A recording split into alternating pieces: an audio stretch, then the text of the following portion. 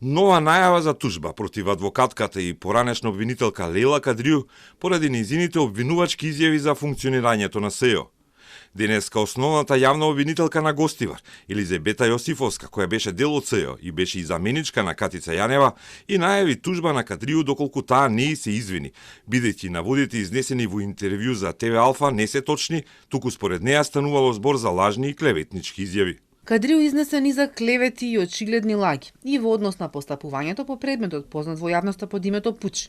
Дека се што кажа е лага и невистина во однос на овој предмет е очигледно од фактот што предметот со сите докази е предаден од страна на Основен кривичен суд Скопје на СЈО кон крајот на јуни 2016 година. Во тоа време Лейла Кадрију веќе не беше јавен обвинител во СЈО, па се поставува прашањето како воопшто можела да го види предметот во некој ќоше, неотворен и спакуван во прозирни фолии.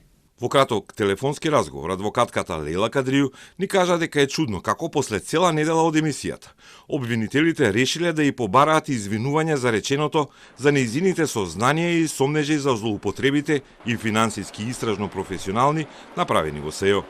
Интервјуто беше пред 6 дена, а откако беа спомнати тужби најавија и Гаврил Бубевски и денеска Јосифовска. Кадрију тврдеше дека политички се одредувало кого СЈО треба да гони и дека документите не се чувале соодветно. Но двајцата обвинители одговорија дека таа раскажува ситуации кои не се точни и на кои не можела да сведочи, бидејќи во времето за кое зборува, таа веќе не била обвинител во СЈО, а извештаите на специјалното јавно обвинителство според нив покажуваат дека нејзините тврдења не се точни.